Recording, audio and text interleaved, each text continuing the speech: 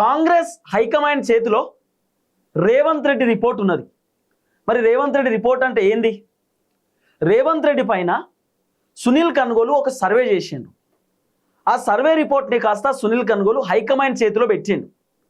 Revanth Reddy performance ఎట్లున్నది, రేవంత్ రెడ్డి వ్యవహారం ఎట్లున్నది, ఈ 2.5 సంవత్సరాలలో రేవంత్ రెడ్డి పరిపాలన ఏ విధంగా కొనసాగుతున్నది, రేవంత్ రెడ్డి కాంగ్రెస్ పార్టీ ఎమ్మెల్యేలతోటి మంచిగానే ఉంటుండా, రేవంత్ రెడ్డి కాంగ్రెస్ పార్టీ మంత్రులతోటి మంచిగానే ఉంటుండా, రేవంత్ రెడ్డి ప్రభుత్వంలో ఏమేం పనులు జరిగినాయి, రేవంత్ రెడ్డి పైన జనాలు ఏ విధంగా వ్యతిరేకతతో ఉన్నారు, రేవంత్ రెడ్డి పైన జనాలు ఏ విధమైనటువంటి అసహనంతో అసంతృప్తితో ఉన్నారు, రేవంత్ రెడ్డి పైన కాంగ్రెస్ పార్టీ ఎమ్మెల్యేలు ఎంతమంది కోపంతో ఉన్నారు, రేవంత్ రెడ్డి పైన కాంగ్రెస్ పార్టీ మంత్రులు ఎంతమంది కోపంతో ఉన్నారు, అసలు కోపంతో ఉండడానికి గల కారణం ఏంది, అసలు రేవంత్ రెడ్డి పర్ఫార్మెన్స్ ఏంది, రేవంత్ రెడ్డి వ్యవహారం ఏంది, రేవంత్ రెడ్డి అడ్మినిస్ట్రేషన్ అంటే తన పరిపాలన ఎట్లున్నది, ఏం కథ అని చెప్పి సునీల్ కన్గోలు పిన్ టు పిన్ ఒక సర్వే చేసేటటువంటి కార్యక్రమం చేసినట్టు.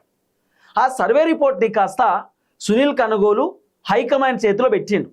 ఇప్పుడు కాంగ్రెస్ పార్టీ మంత్రులు ఎమ్మెల్యేలు ఒక్కొక్కరు రాహుల్ గాంధీని కలుస్తున్నారు కదా, రాహుల్ గాంధీతో మాట్లాడుతున్నారు, హైకమాండ్ని కలుస్తున్నారు, హైకమాండ్తో మాట్లాడుతున్నారు. హైకమాండ్ దగ్గరికి మంత్రులు ఎమ్మెల్యేలు పోయినప్పుడు ఆ సర్వే గురించి హైకమాండే చెప్తురట. రేవంత్ రెడ్డి పర్ఫార్మెన్స్ ఎట్లున్నది, మీ పర్ఫార్మెన్స్ ఏందని చెప్పి ఉల్టా హైకమాండ్ మంత్రులకే చెప్తురట. ఇక మీ పైన ఇంత వ్యతిరేకత ఉన్నది, ఈ వ్యతిరేకత పొడగొట్టుకోకపోతే మీకు ఇబ్బంది అవుతుంది, మీకు చాలా ప్రాబ్లం అవుతుంది, మీ పైన ఉన్న వ్యతిరేకత ఇమీడియట్లీ పొడగొట్టుకోండి, లేకపోతే మంత్రివర్గం నుండి మిమ్మల్ని కూడా తొలగించాల్సినటువంటి అవసరం వస్తుందని చెప్పి హైకమాండ్ మంత్రులకు చెప్తురట. ఉల్టా 2-3 ఎమ్మెల్యేలు అధిష్టానం దగ్గరికి పోతే అధిష్టానం ఎమ్మెల్యేలకు కూడా హెచ్చరికలు జారీ చేసిరట. మీ నియోజకవర్గంలో ఈ విధమైనటువంటి వ్యతిరేకత ఉంది, మీరు మీ కాన్స్టిట్యున్సీలో తిరుగుతలేరట, మీరు ఊర్లలో తిరుగుతలేరట, మీరు ఎంతసేపు హైదరాబాద్లోనే ఉంటురట, జనాలు మీ పైన కోపంతో ఉన్నారు, ఇదే వ్యతిరేకత కనుక కంటిన్యూ అయితే రాబోతున్నటువంటి ఎన్నికలలో మీరు ఓడిపోతారు, మీకు ఇబ్బంది అవుతుంది, కాబట్టి గ్రౌండ్లో తిరగమని చెప్పి అధిష్టానం ఎమ్మెల్యేలకు చెప్తురట, అధిష్టానం మంత్రులకు చెప్తురట. మరి ఇప్పుడు హైకమాండ్ దాకా ఎట్లా తెలుసు ఎమ్మెల్యేల పైన ఉన్నటువంటి వ్యతిరేకత, మంత్రుల పైన ఉన్నటువంటి వ్యతిరేకత, రేవంత్ రెడ్డి పైన ఉన్నటువంటి వ్యతిరేకత, లేకపోతే కాంగ్రెస్ ప్రభుత్వం పైన ఉన్నటువంటి వ్యతిరేకత కాంగ్రెస్ అధిష్టానానికి ఎట్లా తెలుస్తుంది? ఎందుకంటే అధిష్టానం ఒక సర్వే చేయించారు కాబట్టి. సునీల్ కన్గోలుని పెట్టి ఒక సర్వే చేయించారు.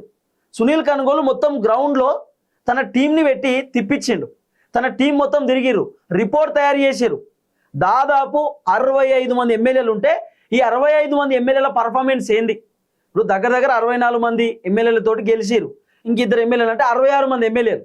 ఈ 66 మంది ఎమ్మెల్యేల పర్ఫార్మెన్స్ ఏ విధంగా ఉన్నది, ఈ 66 మంది ఎమ్మెల్యేలలో మళ్ళీ ఎవరెవరు గెలుస్తారు, ఎవరెవరు ఓడిపోతారు,